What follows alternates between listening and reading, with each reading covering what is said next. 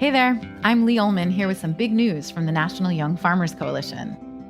We're partnering with Heritage Radio Network on a special season of The Farm Report. It's all about what's happening with the Farm Bill and how it impacts farmers and eaters.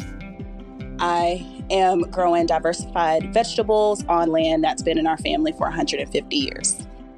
And so with the pandemic, gentrification, property values going up, we had to sell the land and we lost it. Join us as we uncover the untold stories behind this massive piece of legislation that shapes how we grow our food, what we eat, and so much more. The problems we have had, those are things that come from earlier Farm Bill and USDA policy, right? Like Earl Butts, get big or get out. You know, it's my responsibility to know not only what I'm eating, but then like how that all came to be. And realize like, wow, like this piece of legislation, all this money, like it's technically something that I support as a taxpayer. While Congress debates the next Farm Bill, this is not just an invitation to listen. It's a call to action. Be part of the conversation. Subscribe to the Farm Report on Heritage Radio Network, wherever you listen to podcasts. You're listening to Heritage Radio Network. Since 2009, HRN podcasts have been exploring the wide world of food, beverage, and agriculture. Learn more at heritageradionetwork.org. This episode is brought to you by Roberta's, home of Heritage Radio Network for 10 years. Learn more about Roberta's at robertaspizza.com. We talk about food, we talk about music, with musical dudes.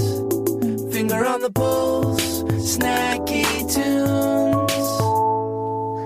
Hello and welcome to Snacky Tunes. I am one of your hosts, Darren Bresnitz. We have a all-new coast-spanning mega episode for your listening pleasure. First up is our friend Jess Damuck, whose new book Salad Freak is out everywhere cookbooks are available. She talks about the recipes, the stories, the photography, and the inspiration in one of our favorite new books of the season. It's a great conversation, and it's a great book. It definitely will inspire you in the kitchen. And then we head over to the Rockaways in Brooklyn to chat with Sky Creature all about their huge tour, recording with Steve Albini, and what they listen to and eat while on the road. They also share some live performance with us and some never before heard song. It's great. Enjoy. Have a great Sunday or whenever you're listening to Snacky Tunes here on Heritage Radio Network.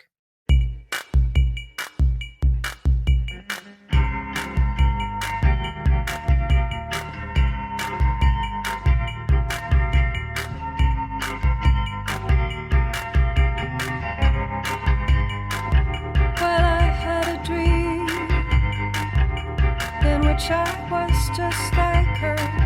I was just like her. Well, I had a dream in which I was just like her. I was just like her. I certainly wasn't myself. I certainly wasn't myself.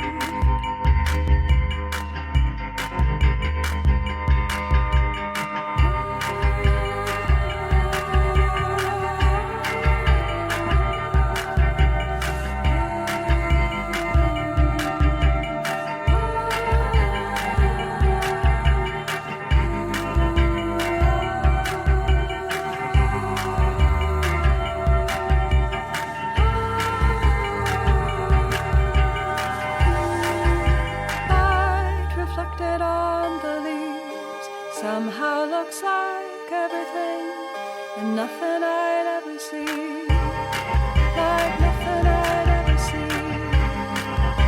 Like reflected on the leaves, somehow looks like everything and nothing I'd ever see, like nothing I'd ever see.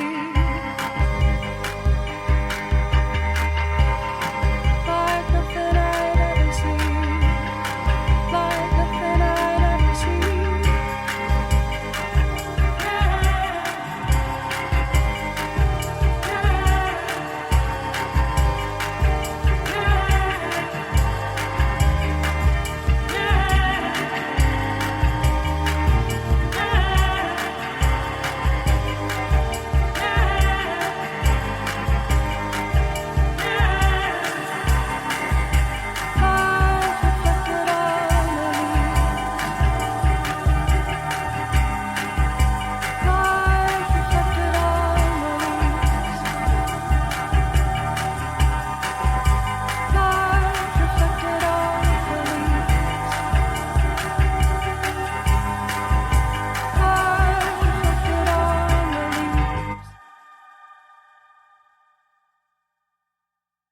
Jess, welcome to Snacky Tunes. Thank you so much for taking the time to join Thanks us. for and sit down with having us. me. Yeah. Look, congratulations on your first book. I feel like people always want to bury the lead, but it's a beautiful book. It is delicious. I earmarked it. I don't remember the exact name of it, but there is a toasted sesame spinach salad with some mirin that is about to probably be my side for the winter. So thank you for that. How do you feel? It's out in the world. People are making it. I see people posting on Instagram. Like, how do you feel about birthing your first book? You know, I mean, the best part is definitely every day, like checking my Instagram inbox and seeing it flooded with people making the recipes, and they look really good. Like they look beautiful. And you wouldn't post the ones that don't look that beautiful. You're like, oh, no, I do. I post all of them because I'm nothing when I question what it's all for, I have to look at that and remember that people, I'm able to reach a much larger audience of people, and they're making food and they're making it for themselves and people they love, and they're enjoying it. And they're like proud of themselves for making something that's beautiful, that tastes good, that's healthy. And that's like, it's really, really amazing because I wish I could cook for everybody, but I can't. So it's the next best thing to have people doing it at home. I mean, look, salad is like one of those things where I feel like I make the same salad over and over again. So just having a book of inspiration of being like, oh, like this is great because, staring at something healthy or wanting something that's maybe not just like a slab of meat in the middle. I'm like, great, I have ideas or jumping off points. So giving people that starting bases should be a pretty good feeling.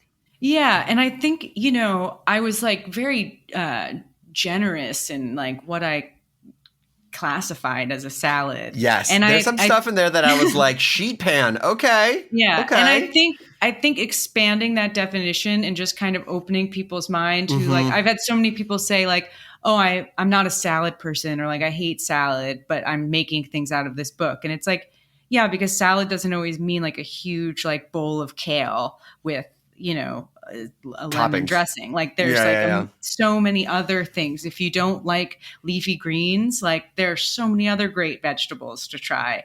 And I think that opening up people's minds to eating a little healthier is something that's always been like really important to me. I think I can. It's discussed like not everything in the book is healthy. No, it's not. I was like, that would not be a healthy salad day for me. No, like, I mean, there's like, a fried chicken salad. I'm not mad at it. I'm just saying like, this is great. Cause like, maybe I don't want to have a heavy bread sandwich, but I still want something decadent for lunch. Yeah. And that's how I eat. Like, a lot of the salads actually are just like deconstructed sandwiches. Yeah. And that's, to me, it's like a win because you're getting more greens or like whatever else is in there instead of a ton of bread. Yeah. So it's like not always about like, it's definitely not diet food, but it's like kind of just the playing around with the amounts or in the proportions. So there's always more vegetables than anything else, or fruits. There are a lot of fruit salads too. I love that. I thought in addition to the ideas and inspirations, the stories in the book were really, really great. And I think there was something about each salad capturing like a feeling or a moment. It was very transportive. And it made me think that like salad actually is one of the few dishes that could actually do that as like a whole genre of a meal, where I'm like, oh, these actually like take me to a place and a time, or like I was in Nantucket, or it was the summer, or it was like the winter. Do you feel that like salads alone hold that power more than any other type of dish? To me, I really think it's all food. And it was really important to me to, every recipe has to come with a head note. And most of the time it's like, little gem lettuce is great because it's crunchy. And it's something like very yes, matter of fact. But to me, like the inspiration is sometimes much more interesting than actually what you're eating. And it was fun for me to remember what inspired me, or to go back to a certain dinner I had, or, I had just moved to LA. So there was definitely some like nostalgia about New York. And that, I love that. I think, I had a little pushback at first because I used a very familiar tone in the book.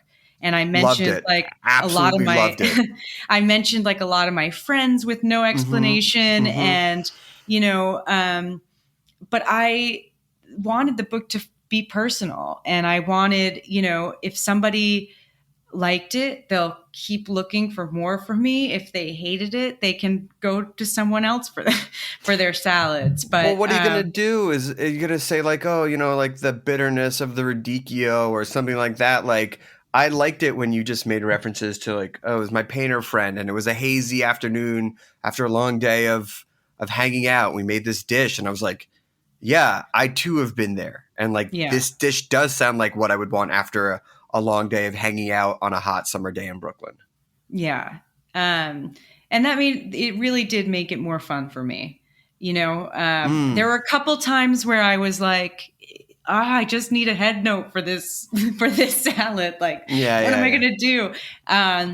But I wished I actually ran out of pages. I had a lot more like random essays in there and they had to go so I could have photos for every recipe. But I hope with this next one, I have a little more room to play. Well, I want to talk about the photos a little bit because they're beautiful. And I know that you have a background in styling and food producing and things like that. But they also felt really real. There was like always like a little bit of crumb or mess, like in a great way that reminded me more of how my kitchen looks or like when I'm eating. Which a lot of times when you get into like these salad books or stuff that's like much more composed, you can be like, it's just never going to look that perfect. But you brought this realness to it. How did you approach it? Did you have to convince the publisher that it was going to have like these real lived in edges on the side of the photos?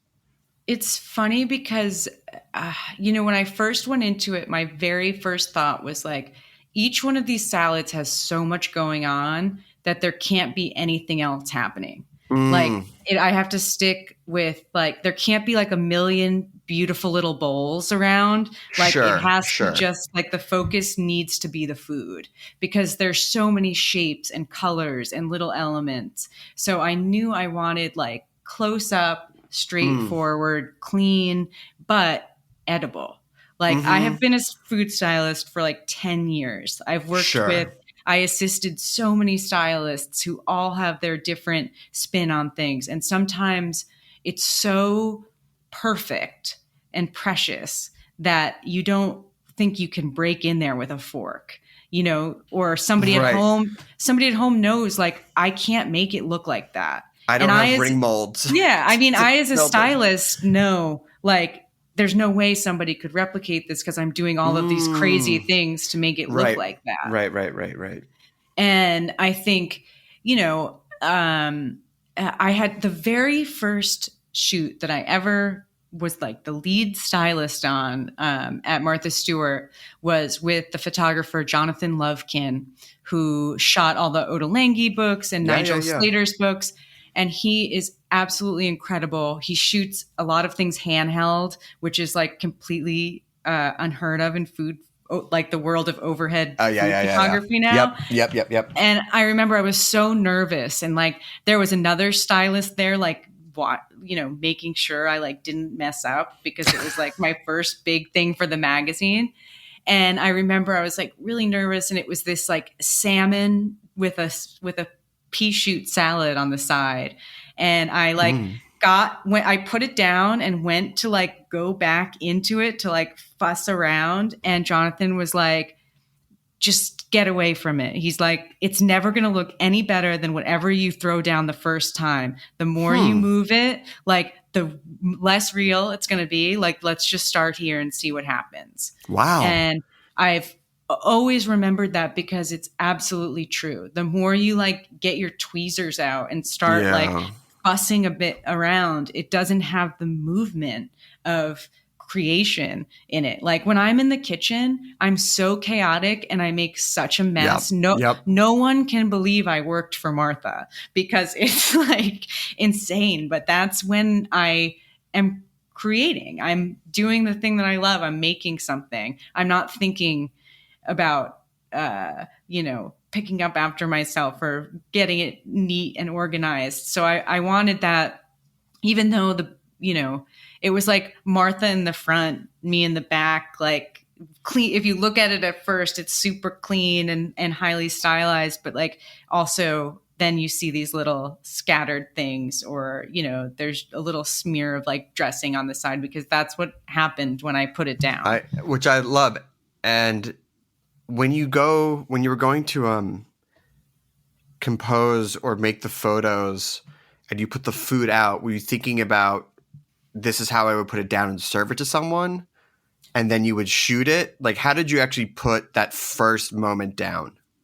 It's funny because I've actually been hired several times for shoots where I like make a fake party, where like the whole point of me being there is to like make it look like a meal has just started to be in progress, even though no one's there. And it's like you're really just like shooting on a little surface on top of a couple apple boxes, like with like, you're probably like squatting down or like have all these people around you, and it doesn't feel like you're eating a meal at all. But yeah, I wanted it to feel like you're sitting somewhere. I didn't want the backgrounds to necessarily be all of these like, where am I? But I also shot the book in the middle of like peak quarantine in LA.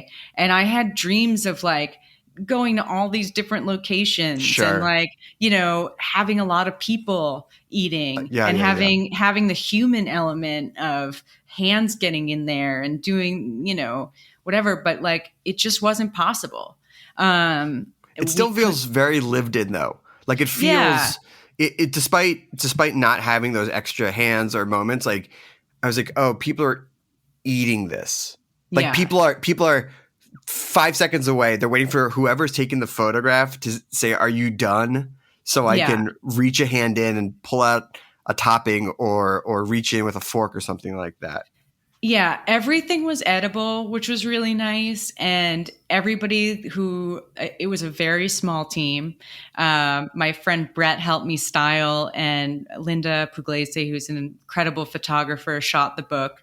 But at the end of every day, like they took stuff home and they were happy to eat it. And Ben, my partner, was like definitely excited to eat everything again, even though he was my sole taste tester while I was developing. And that felt really good too, because, as a food editor, I had so many experiences where like I was working on a dessert story, and like the first pass, you're like so excited to taste a cookie. But by like the 10th time, you feel like vile, like you like are like angry and like it's enough sea salt. I don't care. Like crash. Yeah. So it was nice. I felt pretty lucky that it was food that I really loved, and we felt good eating it. I mean, it's a really nice variety with the seasons and the different ingredients. It didn't feel like, oh, here's another fennel salad or like roasted tomatoes. Once again, I think by the seasonality of it allows you to, at some point, just put some ingredients away because you're like, they're just not here for the fall. Yeah. And I think I really, I simplified it a lot because I came up with the, proposal and everything during COVID, and I was in upstate New York at the time, and it was pretty hard to get ingredients.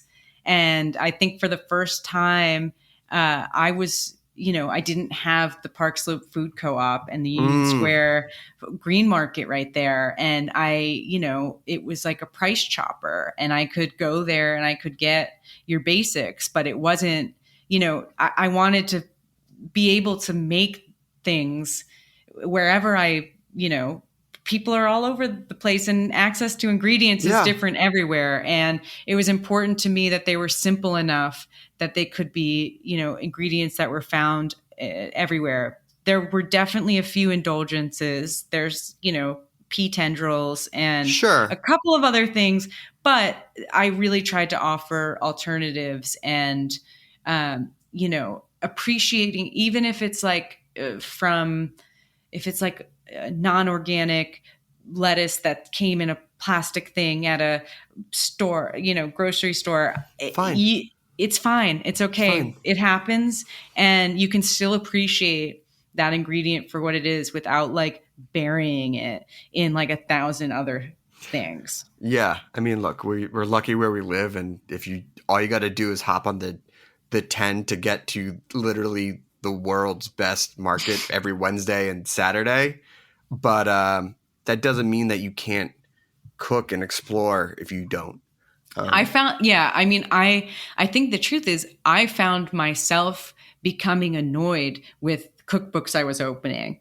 And I grew up on Shelter Island, off of Long Island. And I know that once I got started cooking professionally and I was making recipes and I'd send them to my parents, they'd be like, "What's that? Like, they don't have that at the IGA. Like, where are we going to go and get it?" Yeah. And that's yeah. It's tough. It's tough because like you don't want to make someone feel that they can't recreate what they bought in a book that they wanted to cook out of. It's true. I wanted the book to both feel like aspirational but accessible. Like, and that's the biggest reason why I wanted to give styling tips also. I love that. I love the tips. Yeah. They're just by doing a couple little things, like you can make something that you feel proud of, something that you want to post on Instagram. And now, I mean, that's half of the reason why people make food or go out to eat or whatever. No, I know. It's important. And, while I didn't want to give away all of my hard-earned secrets, there are some things that just like make it look a lot more appetizing. And it does feel better to eat something that looks good. Yeah, salad's tricky because it is about the balance and about, you're like sometimes it all tastes right, but it doesn't look proportionately right. I know that I struggle with salad sometimes. I'm like, how do I get everything evenly mixed? And I'm like, how do I make it so all the toppings don't end up at the bottom, or when to dress my salad? And so the tips in there are appreciated.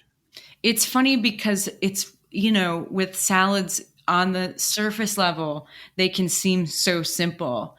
But really, every single component matters so much, and not just the ingredient themselves, but how they're prepared. The shape you're cutting something in, the thickness, how it's dressed. It's all it's really subtle things that make a really big difference. Yeah. We're gonna take a quick musical break, and then we come back. I want to talk a little bit about Martha writing your foreword and being a mentor to you, and then also the music that you play for your parties, because I know that was a big part of your book, setting a vibe and things like that. We have a song from the archives here on Snacky Tunes on Heritage Radio Network.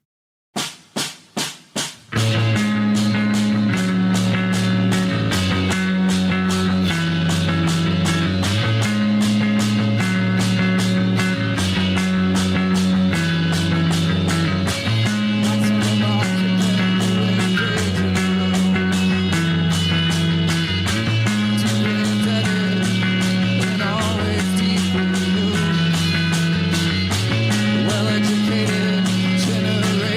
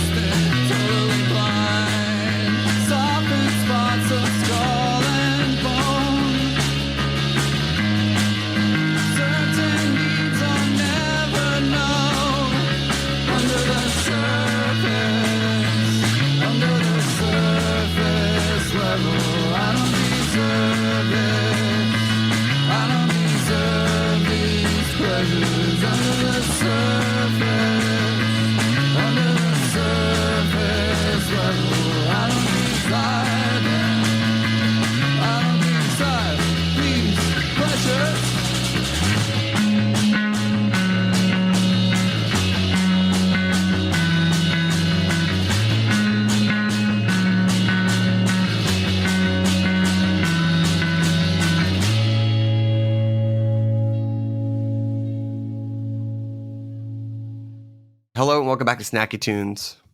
We're here with Jess Damuck talking about her cookbook Salad Freak, which is out now. Go get it. Support your local stores, like Now Serving, where it was number 1. I noticed. I saw. Yeah. Shout out I to Ken and finally Michelle. got there. Yeah, they're the Finally, I don't think that our book ever cracked the top 500, so it was nice to see a friend's name somewhere at the top of the list, but whatever.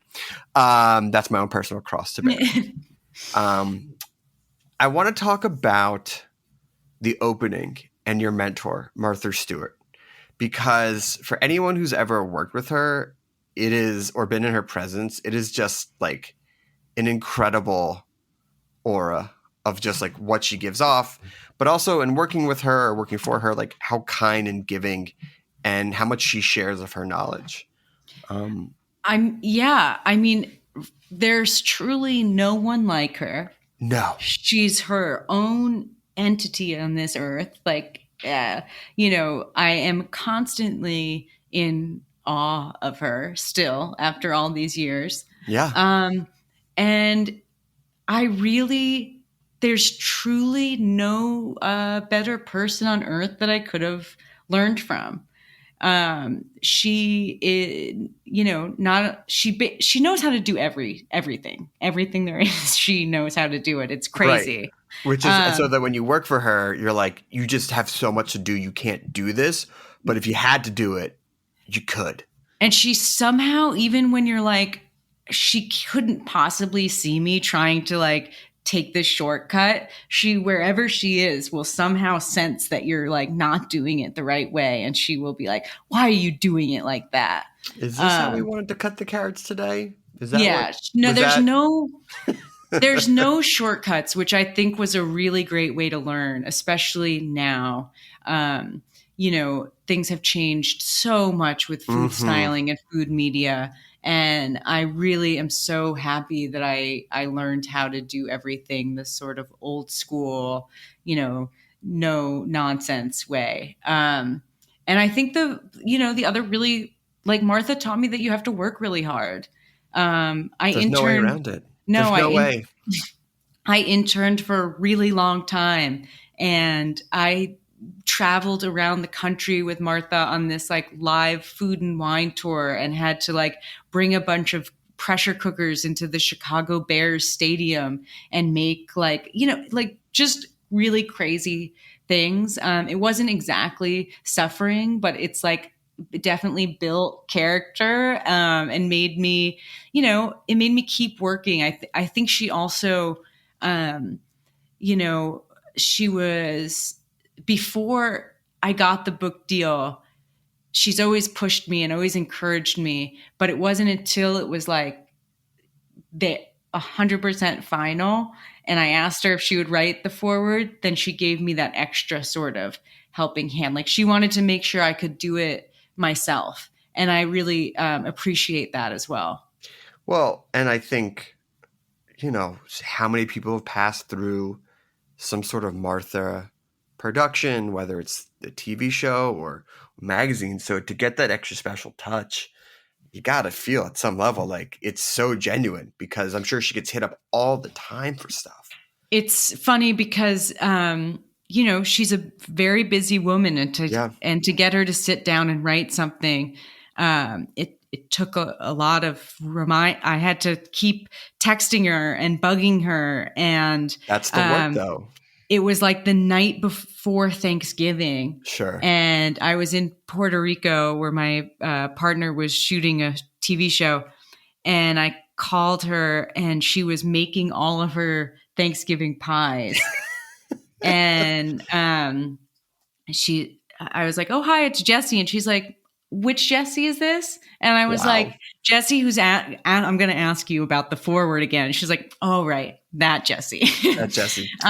Did you want me to stop cooking Thanksgiving for my family to do this thing for you? Like, is this what this call is? Okay. She told me a little bit about her time in Puerto Rico. She told me about the Benedict Cumberbatch show about cats that she was watching. And I was like, we had a really lovely conversation. And I was like, I need the foreword. Like, they're going to send the book out for printing. And she's like, I know what I'm going to write and I will do it. And truly the last possible day that it could have come in, it came in. And I sat, and her amazing assistant, Dorian, texted me and gave me the heads up. And she's like, it's coming. And it's the best. I think it's the best foreword she's ever written.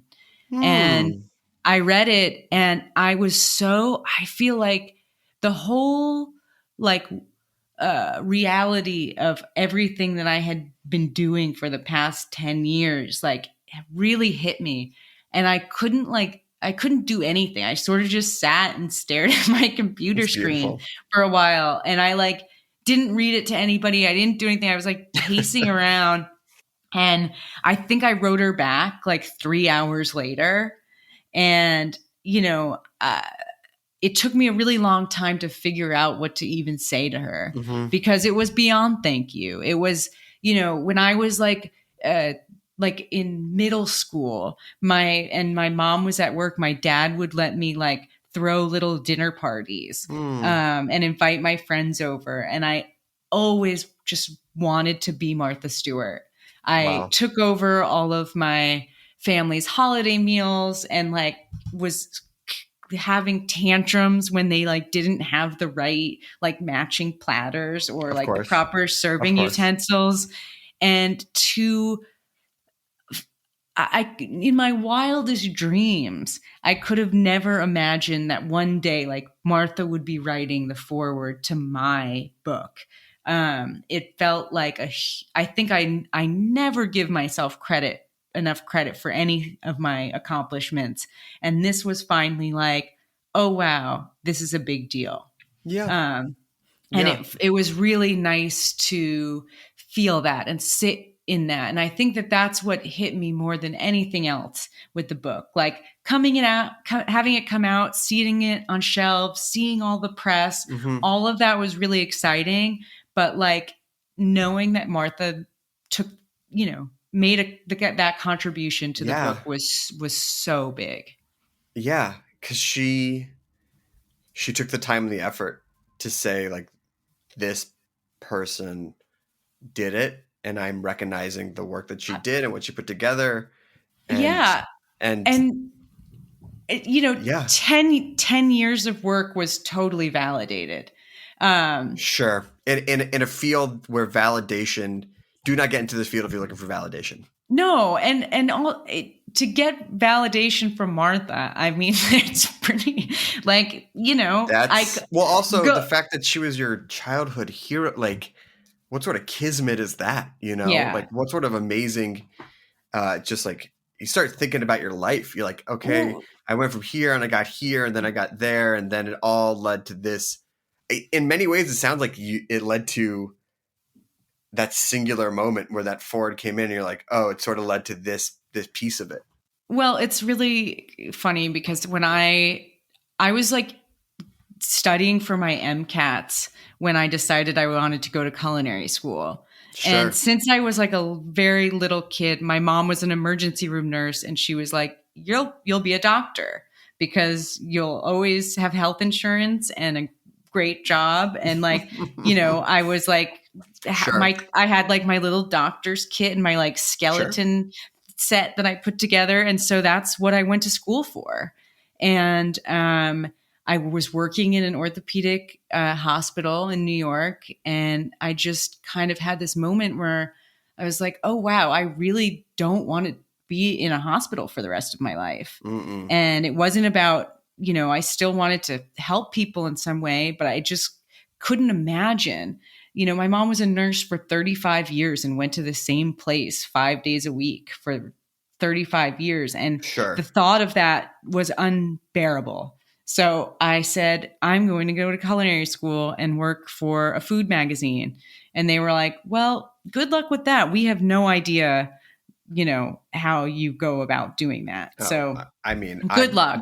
Yeah. My dad's a doctor. My mom's a teacher. And I was like, I want to make cooking shows. Yeah. And they're like, okay. And I was like, I'm going to work for Martha Stewart. And I just Googled like Martha Stewart internship. And that's how it started. So it was also a nice, like, oh, here, proving it to you guys now. I mean, you got to work for probably the handful of names that someone who's outside of this industry, they know. You're like, I know Martha Stewart. Okay. But also, I've worked with Snoop Dogg, and that's really what excites people the most that I've worked with the combination of the two of them. And he's got that great recipe that he inspired that's in the book. I mean, he taught me how to make bacon. I'll never make bacon any other way than Snoop style now. I mean, Snoop style bacon. It's a great recipe. It's a great trick. One of the things I love about the book and it's something I have associated with Martha, or at least I think it's just like creating this vibe. Like it's about the food, but it's also about like the setting and the atmosphere, and especially when you have guests come over, make them feel comfortable. And a big part of that is music, which you and I talked about the last time I saw you at an event. And what I love is that you not only just allude to that in the book, but you actually give people a roadmap with the playlists and the artists and things like that. What made you want to go that far? And you see that a little bit in the styling tips that you have, but it's like, yes, it's about serving a salad. Yes, I get the idea of the stories is about being with your friends, but like, let's go one step further. Like, let's create the atmosphere around it. How did you pick the artists? What made you want to include that section in the book? Especially knowing that you were tight on pages. Yeah. And it's funny. It's the one I really have like tried not to read a lot of comments on Amazon or anywhere else. But it is one thing that if I, scroll down, there's totally pushback about that edition. Really? People found that really, like, some people were like, I love that so much, and other people were like, this salad person put music here. That's so pretentious. I got a feeling that those people probably have not listened to an episode of this show. Yeah, but to me, like I said, I can't feed everybody. Not everybody can come to one of my dinner parties, and not everyone has the information they need to throw a successful dinner party. And I, have found that it's not so easy to find all that information in one place. And I just like giving people the tools. It's the thing that I'm good at and I enjoy doing. And I never assume that someone just knows how to do it. And that was like, I wanted to give people as much information as possible to have a successful gathering, or just to have a nice time eating by themselves, honestly. I mean, there is still some sort of gatekeeping that does go on in like the food world and things like that. And it's easy to look on social media and be like, how do I recreate like what seems to come so easy for other people? And just giving them the tools and saying like, you can have this wherever you are in the world at sort of any budget level. Like, it's a really nice, empowering thing. And because they'll take what you do as an inspiration and make it their own. And then you hopefully one day be like, oh, you read my book and then you created your own pathway. And now like, I want to read your book or listen to your playlist. Totally. And I think, that has also been a really amazing product of working for Martha. When I started working there, I really felt like everything had to be perfect. I needed, if 12 people were coming over, I needed 12 matching plates and napkins and the perfect thing. And if it was, a fall gathering, it had to look like this versus a summer. Sure. Like I really had that programmed, and I would have like so much anxiety before people came over. I remember one time you will laugh at this. It's ridiculous. Ben, my partner was like, "Oh, Sufjan Stevens wants to come to dinner tonight. Like, is that okay?" And I was like, "We don't have enough salmon. Like, he can't come over. Like, what are we going to feed these people? I already told my other friends they could come." And so he didn't come. And I'm like, what was I thinking? What? And wait, he really didn't come? No, because I thought it was, Yeah, No, I'm sorry. No, I mean, it was like, crazy. I get it. I totally get it. Because you're like, we don't have enough shrimp. We do not have enough salad. It was just a moment forks. of like sheer panic. And I think it was actually, I believe Dan Deacon was also in town. And I think I was like, I wanted him to, I don't know. It was like a very strange scenario. I mean, Saving Salmon for Dan Deacon is, if that's not a good memoir title, I don't know what is. It's true. But I have learned to be more loose. You know, it's not about, in fact, when I attend events where everything is so perfect, I don't feel comfortable. I like a little chaos. Yeah. And in the dinner, like controlled chaos. And like, obviously you don't want people waiting for food or for drinks, but like if the wine and the food is flowing, like have it be a little bit, what could happen? The chaos has to happen before anybody arrives. The panic attacks, the meltdowns, all of that, it happens still, but it's like totally behind the scenes. And I remind myself, like, it's not the glasses that matter. Like, nobody cares that all those glasses are mismatched.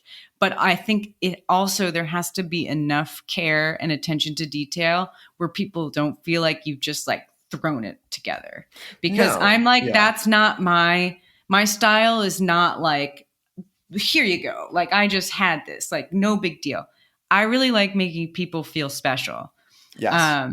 The effort without them making to be like gratuitously thanking you for everything. But it's like, oh, she roasted a leg of lamb. Like that is time. That is prep. Yes.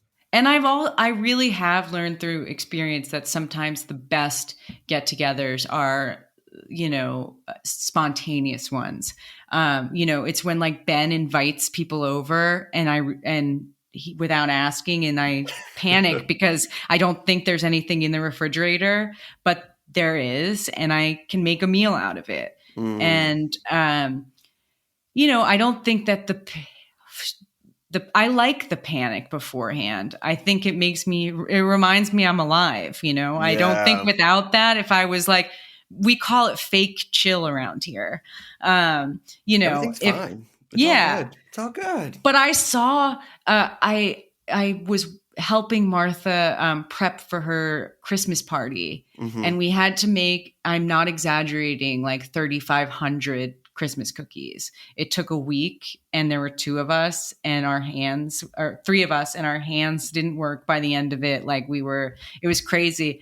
Were you allowed to use cutters at least, or like molds? Well, yeah, but they were, you know, all like ridiculously decorated. And I saw Martha like 5 minutes before the guests came, and she was like, "There's not enough cookies." And I was like, it still even happens to Martha. Well, Jess, I can't thank you enough for taking time and sharing some stories with us.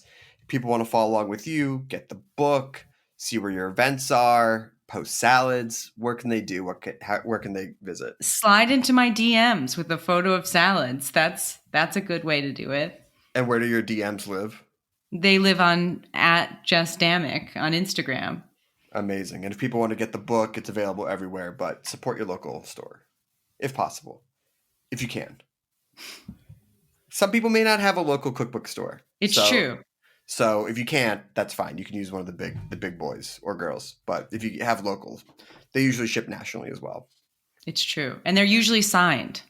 Yes. I don't know. I think I have to get mine signed. Next time I see you. That can definitely be arranged. I'll throw it in a tote bag and then just like awkwardly pull it out at some event somewhere. Well, listen, thank you so much. Congratulations. It's a beautiful book. I'm excited to dig in and make some salads for the fam. We have another song from the archives and then a live performance here on Snacky Tunes on Heritage Radio Network.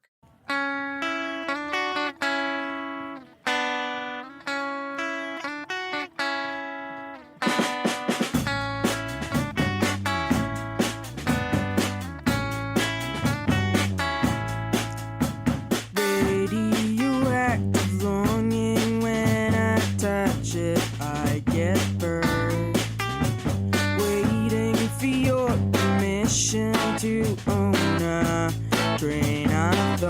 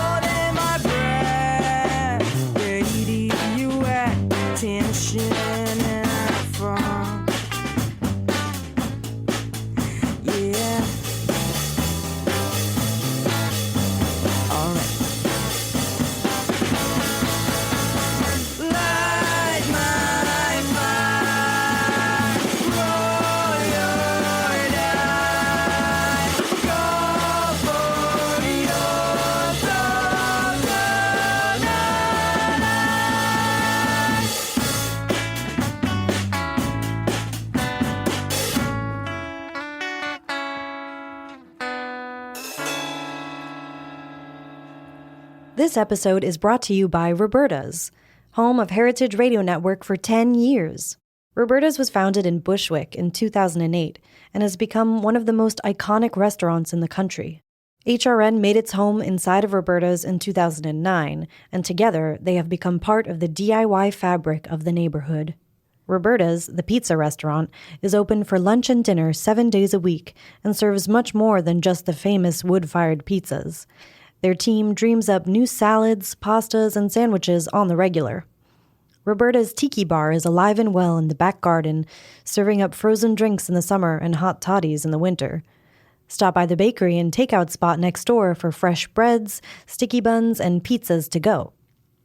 And of course, there's the 2 Michelin-starred Blanca tucked away in the garden for truly daring diners.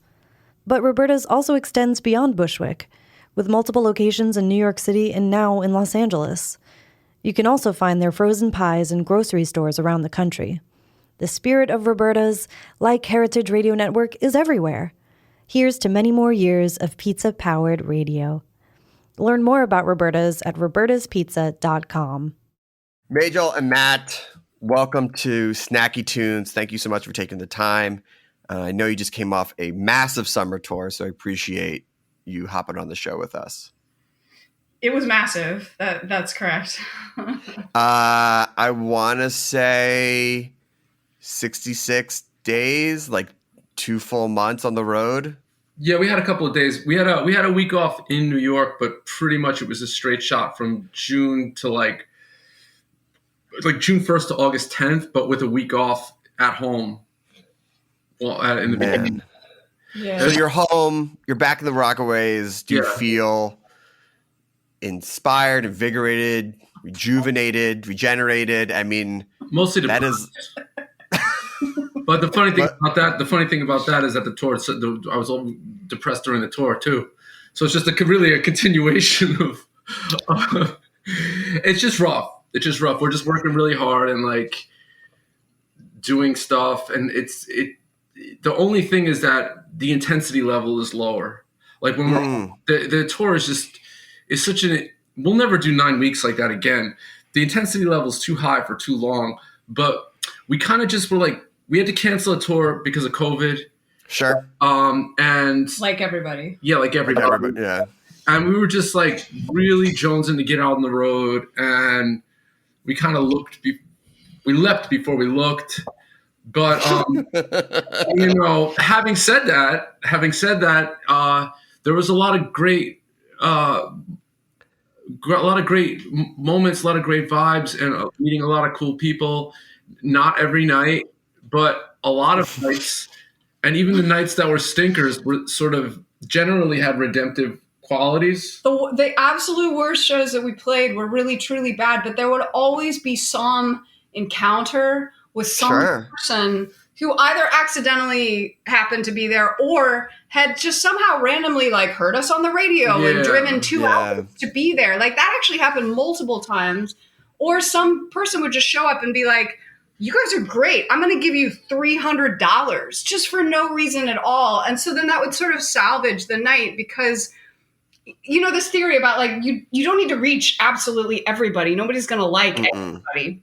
Agreed. But if you reach 1 in 10, or in our case, like 1 in 25, like that's actually enough over time. If you find these people who are just like over the freaking moon about you, that's better than like 12 people who are like sort of into you, I think as a music fan, the music that came out during the pandemic and some of the bands that I really latched onto, I went out of my way so hard in the last 6 months. Like even if they're playing like across town in LA on the West Side, opening band at 7, whatever, I was like, I'm getting in the car, I'm making it work because it means so much to me. And then it probably also means so much to the band to be like, we were out here for the first time in maybe a couple of years.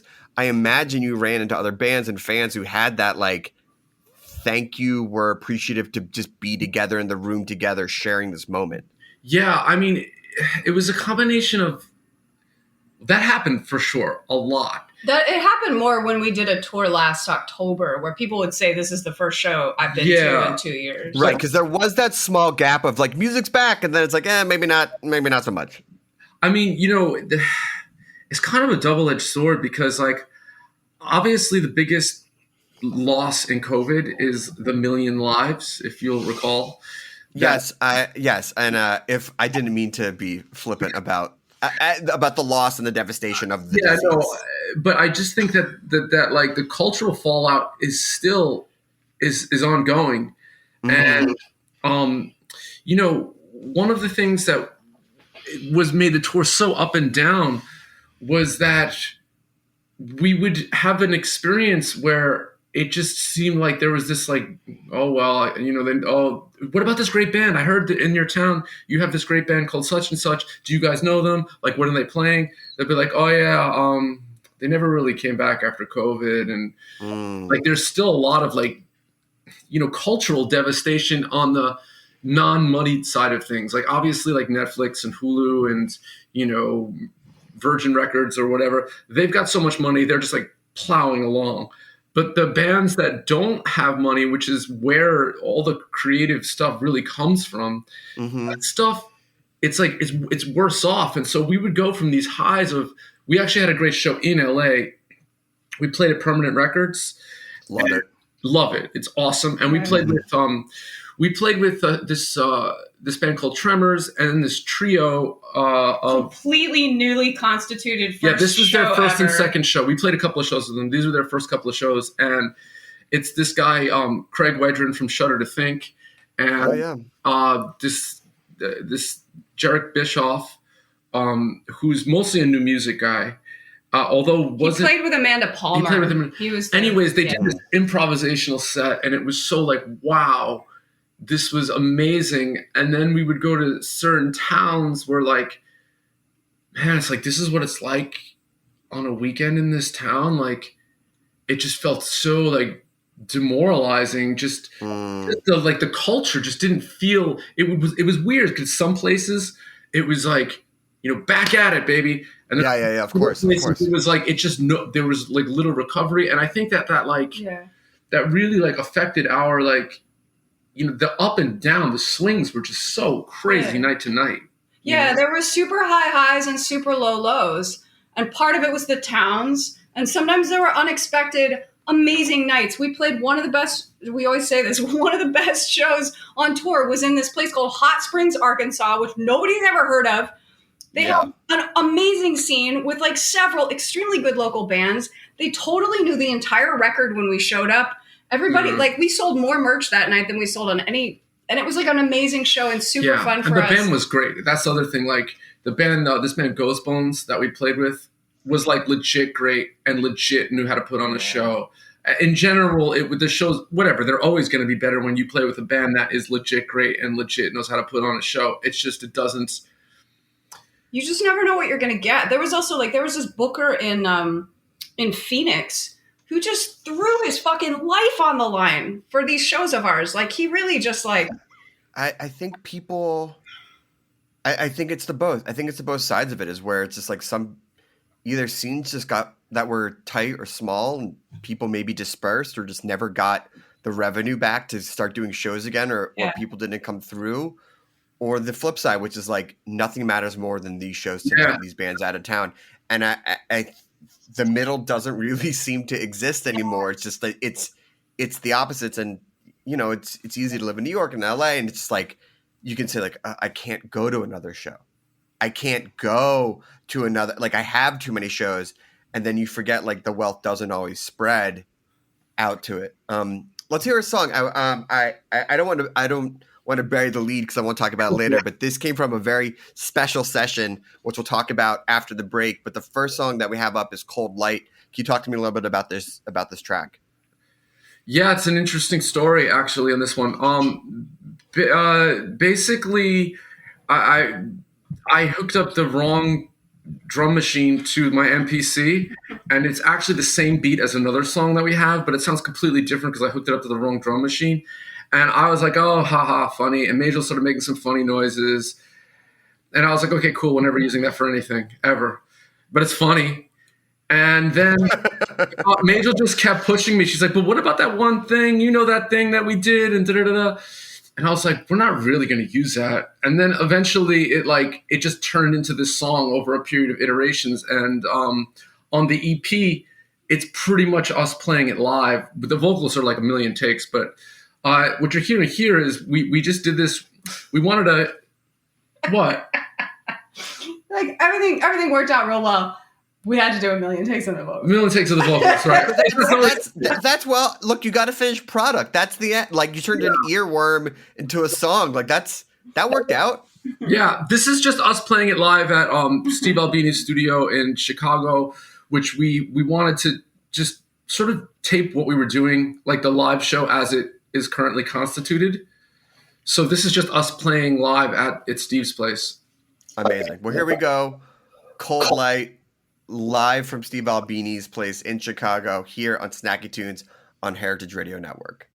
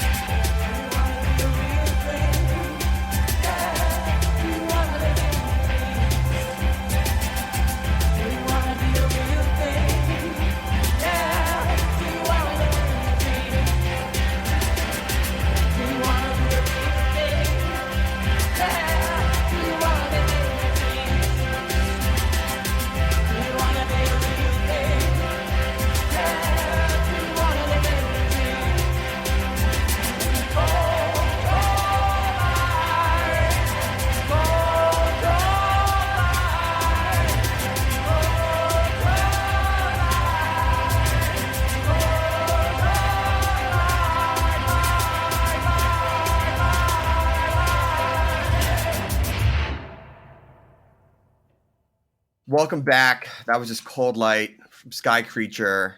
And, you know, I loved how on your tour poster, you mentioned that you're going to be spending time with Steve Albini. Because I feel like there are people who would not announce it and then just be like, oh, yeah, like, tour was cool. We were at Steve's place. But I liked how you put it out there because it's such an awesome experience. How did you connect with him? How did that come to be? What did you learn from working with one of the masters. I mean, I've known Steve for like literally 25 years. Like Steve's an old friend of mine. Have you done Q&A sessions with him at shows? Have I done Q&A sessions with him at shows? I didn't know that was a thing. No. Every time I saw him play, there was always like a Q&A session. Oh, at his show. Yeah. I haven't seen Shellac I've seen Shellac at North 6th, which dates me, but I saw them. I haven't seen Steve play in 15 years. Basically what he does is like, I don't even go to his shows anymore. He comes to New York and he just wants to gamble. He just only wants to gamble. So he goes like rounder style, like find the underground games. Yeah, I mean, he won the World Series of Poker. I did not. He just won about $200,000 this year, and he just wants to gamble. So there are these guys in this band called Risk Reward, and they're sort of friends of mine. And my old bandmate in the forums, Alex, is also a gambler. They go to this place. They have a podcast called Live from the Barrage. It's a garage in Queens that they converted into a bar. They go there and they gamble with Steve till like 6 o'clock in the morning. They pick him up directly from his show. They go directly to this garage and just gamble all night. And that's the only way I see Steve, is if he's like on his way to gambling, like I might say what's up to him. So I don't go to his show. I don't go to their shows But oh my God. Take some money from the merch table. Exactly. And converts it into he's also an incredibly good gambler. That's the thing. He just, he converts it into more money. He converts the money into more money. So you know him, his gambling side, but how did you wind up turning that into a recording session? Well, I mean, that's how I know Steve from making records. I don't know him from gambling. I know him because I've made 5 or 6 or 7 records with Steve. All the Forms records, the Forms. And the thing is, I really like Steve a lot, and he's really good, obviously, as well. And his energy, the funny thing about recording is when you work with someone, whether you want to or not, their energy in the room is going to end up on the recording. So whatever their energy is, you're going to get that. The thing about Steve's energy is he's weird because he definitely doesn't give a shit for sure about what you're doing. He doesn't give a shit, but in a weird way that's it's kind of cool and challenging because it's not, he's not blowing smoke up your ass. That he's being 100% real with you, which is why people don't like him, because he's so direct. And I always feel Steve. I always feel like I want to play better, so Steve thinks I'm cool. I always want to be I better play fucking good. I'm playing in front of Steve right now. I better play fucking good. You better play, because he's gonna tell me if I don't. No, he called something. I did a bad take, and Steve was I was like, "Hey, Steve, how was that one?" He goes, excruciating. Wow. But this, and then you laugh and it feels good. There's lots of riffs happening, there's lots of jokes happening, but also there's this no bullshit attitude, and it kind of gives you license to dig more deeply into yourself. For some people who, I can imagine there are people when I'm producing a record that they need this kind of encouragement, but Steve gives you decouragement. And that kind of, if you like that kind of thing, if you like to be challenged, he's the guy. Sure. He also stays out of your hair. And also, shit is just going to sound perfect. If it don't sound right, it's your problem. If Steve makes a drum kit and it doesn't sound good, you're the asshole. For sure. I mean, it's good to know when you have, it's when you do the science experiments and you're what is the control here? And you're oh, it's Steve Albini. Yeah. It's just sort of nice to know that that's the constant. Yep, you're not. If it sounds it's all your problem. It's all on you in a good sense and a bad sense. The other thing is I had a hard time making the last one, in the sense of it's just too much work, too many hands, running the tape machine, trying to run microphones. It's just too much. What we did for actually for Cold Light, the version of Cold Light, it was one of the last things we did. And like, we were just like, fuck it. We just set up the mics and we just let the 2-inch machine run. And we just did like 3 or 4 takes, went upstairs and rewind the tape all the way back to the beginning and listened through because we couldn't stop and check and da-da-da-da. Yeah. So we just did like, I think we did like 5 or 6, maybe 8 takes or something like that. And we just edited 2 of them together, and that's it. I think that's it. I think that's all you're hearing is just us, playing through. But in a real recording session, like you would review the take, you would rewind, you'd make adjustments, and then after having done that, we were just like, fuck it, let's just go to Steve's because like we won't have to deal with all this mess. Right, you won't have to deal with like the perceived notion of how it has to be done. You can just play. Yeah, do it play and capture. Yeah, it's interesting. It's totally different, partly because of the way it was put together, but it's pretty different. It's pretty different. So just to clarify, the EPs that we just dropped, that was entirely on Matt to engineer. We did that in my studio. Right. In addition to playing all the stuff that he played and writing the songs, he also did all the engineering. And Steve is the only person in the world that Matt trusts to actually have his back when he's just doing drums or he's just doing guitar. So for the LP that's coming up probably in next fall, we just made the decision to go do this with Steve because Matt loves him, trusts him. Also, Studio B sounds fucking I love Studio B. Fantastic for us, especially. I just thought Studio B would be cool. The sound of Studio B is like really like special to me, and I just thought that this record would sound cool in Studio B. We happened to be passing through Chicago on tour with all of our gear that we would need anyway, so we thought, why don't we just pop into Steve's for like 4 days, bang out some drums? Like we're gonna have to go in total like 3 or 4 times, but I love it. Let's hear another song. Pretend to Cry was another track that you recorded, Steve's. What's the story behind this song? Pretend to Cry was a song that I wrote in like 2019.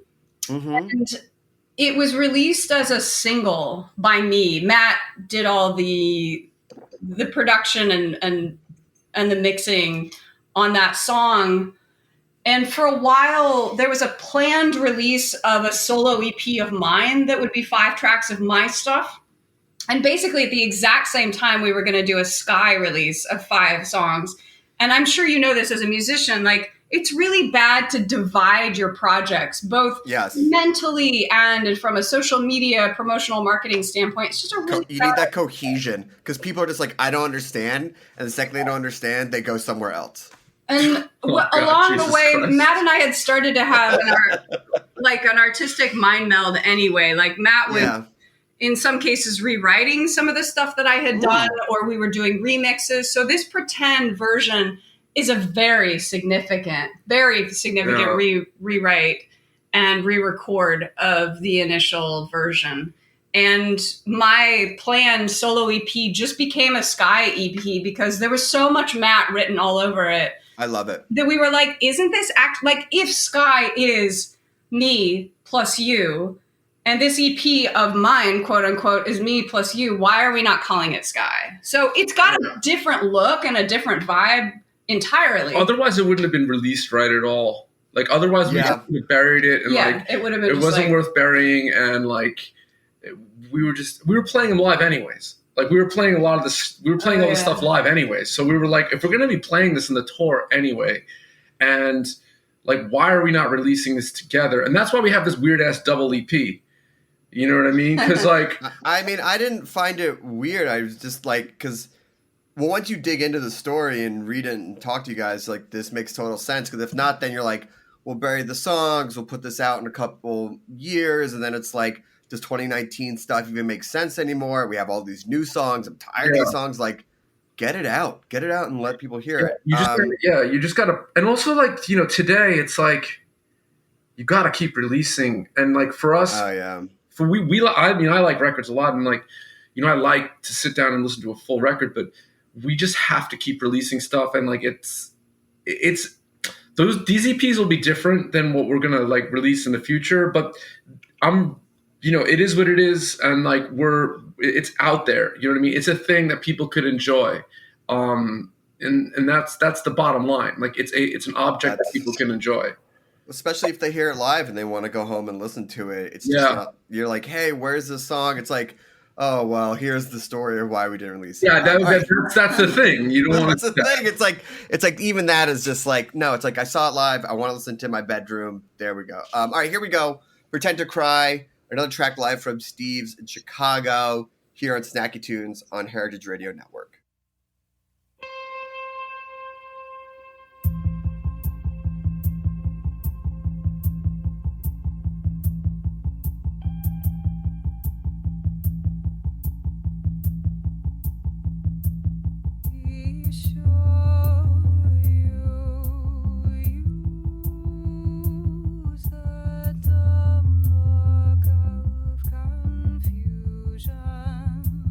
They walk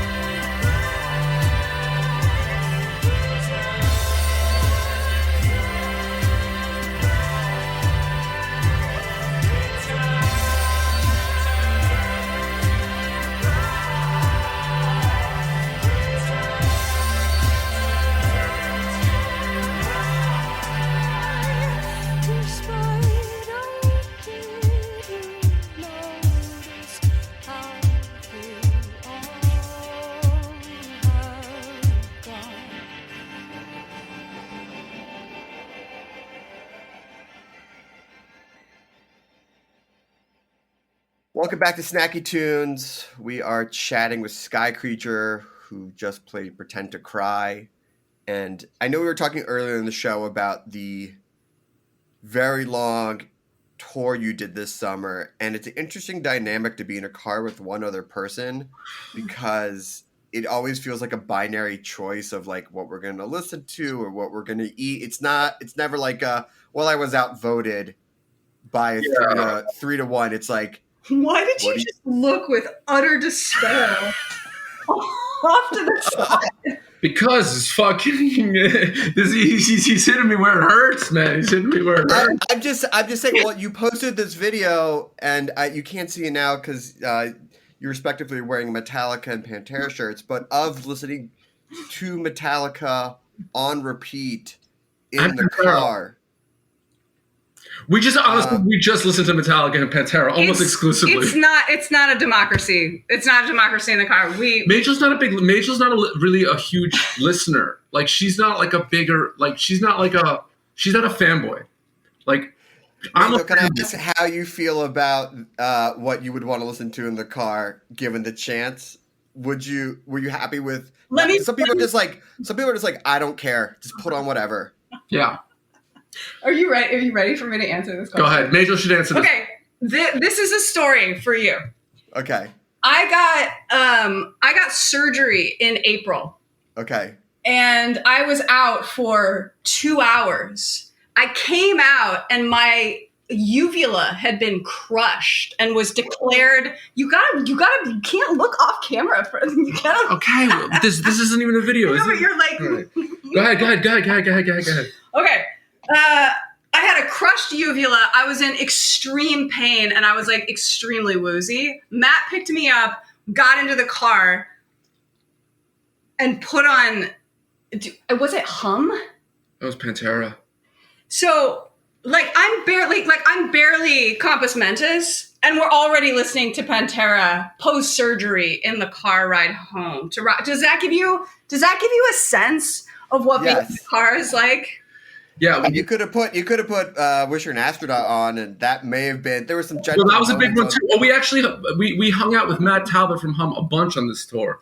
I mean, that album burned into my soul. But yes, that's what it gives. That does paint a picture of it. All right. So if the music wasn't a democracy, how about where you guys ate on the road? The food. Total. We were okay. We were okay with the food. We did a lot of look, it's a lot of Subway. It's the only decent food that you can consistently get all over the country. Although the problem is they don't have the veggie patty in red states. Yeah, they don't have the veggie patty. So did you get I've had topping sandwiches. That's where it's literally just like salad on bread. Just give me the whole topping spread, throw some mayo and some salt and pepper on it. And I got a hack for you, man. Are you vegetarian? No, but I mean, when I'd be on the road for shoots or for work or things like that, and I'm at a Subway, at some point you're like, I can't eat the tuna salad or the turkey. I got you. Again. This is not that good. This is a little known hack. It's not that good, but it is better than just. It's better than just the toppings. They have the eggs. You can get an egg sandwich. It's not on the menu.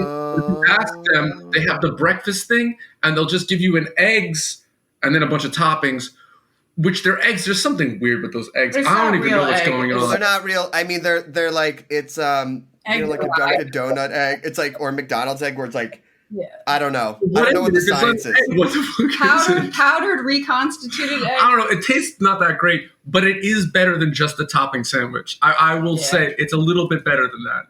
A topping sandwich is a real. There's a moment when you're like, this is definitely like 65% shredded lettuce between some bread. I am much more okay than Matt is with absolute synthetic shit. I will eat these protein bars that are actually made of not anything real or natural. Sure. I'm happy to eat heavily salted nuts or whatever, desiccated meat. I'll eat shit. I need more normal food. I need more normal food. We ate a lot of when we didn't have to do Subway. We did Thai. We had a couple of cool Thai. We did Thai. We both like Thai. Also, Majel kind of eats vegetarian when I'm around. when I'm not around. Like, I don't know what she does, but desecration of animals. We just, pretty much all meatball heroes. Puts on the Metallica, desecrates a chicken. Yeah, pretty clear. But about the Metallica stuff, I do want to say one thing. So we both really like Injustice for All. I do. And also, you know what was a big discovery for Majel? She didn't realize how awesome Allison Chains' vocals are. Oh, yeah. I was playing a bunch of like, Heaven Beside You and like that sort of like latter era of the Lane Staley, Allison Chains. And that stuff is really sophisticated and cool. And Majel was like, I just didn't think that's what. She's like, I thought this was like some stupid bonehead metal band. She's like, this is like really cool. And we listened to it again yesterday, the Unplugged, just for the hell of it. And the Unplugged, the Wood Unplugged is a legendary ripper of all time. We listened to Brother, which I don't even really know that song that much. That was the song because we were talking about how everyone in the 90s had amazing hair. We weren't listening to it for music. It all comes down to hair. Do you have it? You're not. Yeah. I don't. So I look at the 90s and I go, I wouldn't have done well in this era. I come from a position of total non-knowledge of metal. I'm like the stereotypical 80-year-old woman who like hears Metallica on the radio and is like, "What? Turn that fucking shit off!" Like that was me, and I only heard chugging. I didn't hear songwriting. I didn't hear melody crafting. I didn't hear variation in style. I just heard loud. And so after 9 weeks of hearing loud, like it started to finally, parse out into elements of style and choice and songwriting. And obviously like not all Matt's opinions are my opinions, but now I have many of the same opinions. We actually, by the end of the tour, we were so familiar with the title track, the Injustice for All title track, that we were listening to various orchestral versions, not one, various orchestral versions, and doing like an exegesis on like, well, in this version, it seems like they're predominating the fifth over the root chord. They totally skipped that solo. They totally skipped. Who does he think he is? Who does the orchestra think they are? But none of them played Kirk Hammett's solos. We did not find a version that had Kirk Hammett's solos in it. No, I think a solo it's a tough translation to orchestral. It is, but they're so good. Without it being a one-to-one. Without someone being like, all right, you take the solo and like the lead. Well, in one of them, they even had an electric guitarist standing out in front. No, I know, but then that guy is just then the electric guitarist is just doing mimicry and not. But that's the arrangement. That's okay. One of her first things about it was like, she's like, this guy's like fucking Paganini, like wait, he's like ripping on the guitar. It sounds like some crazy classical music, like Cadenza. Crazy ripping. Yeah. And like, I just would like to. If they're also so planned out, those solos on that record, I don't know, whatever. We're deep dive, but. All right. Well, listen, I want to make sure we get to this one last song, which is an exclusive. But before we get to it, where can people find the EPs? Where can people follow along? Are you guys going back on tour? Where can people get all the information? Yeah. Well, I mean, of course, there's Spotify, and it's just Sky Creature. And there's Instagram, which is Sky Creature NYC. And you could buy the vinyl from Open Ocean, which is openocean.nyc. That's the label that we're on, and you could buy it from us directly on Bandcamp. The vinyl is actually all handmade jackets, all painted by us, and they're really nice. Like they're really nice. But yeah, shows. We're gonna be on tour. I love it. Yeah, and that's a good purple on green. They're all different colors. They're all painted different and stuff. That's so cool. We're going to be on the road. I mean, this is a longer story. We're going to be on the road in the end of October and the beginning of November, mostly in Midwest, Chicago, Des Moines. The Midwest has been good to us, man. I don't know why, but we have good shows there. I think we are doing some shows in like the Northeast too, but it's not totally sussed out. Anyways, hit us up. Awesome. That's all right. So this last track, Furthest Door, also from the Steve and Chicago sessions. Yeah. What's the story behind it? Well, this is a cool story. So Majel had this solo show that she used to do, and she used to do a version of this song that was hers, and there was just one part in it. I was like, Jesus Christ, that is awesome. And Majel was like, whatever. I was like, no way. I was like, this is great. And a friend of mine who was with me, actually the dude who's involved with the dude who runs the label, was like, man, that is a great part. So I just snatched it, and I was like, we're gonna do this because it's so good. And we basically rewrote what was around it because the other parts were okay, but this one chorus was so cool. So what you're hearing is us playing it live. We recorded it for real at Steve's. It's not out yet. It's going to be on our next record, which is likely going to be called No Human Eyes. And it's one of my favorite ones. It might even be my favorite one. But this is us playing it live, so it's kind of just like letting it rip a little bit more than it will be. It'll be like a little bit more sussed out on the record. But this is us just rocking out live at Steve's place. Awesome. Well, listen, thank you so much for sharing all the stories and for the music with us and these tracks. Next time you're in LA, please let me know. I'd love to come out and say hi and see you guys. We will. Thank you for having us. We really appreciate it. Yeah, and thank you to Jess. Check out Salad Freak out everywhere. Here we go for the store, live from Steve's on Snacky Tunes on Heritage Radio Network. Tune in next week, all new episode. Deeply appreciate it. Thanks again.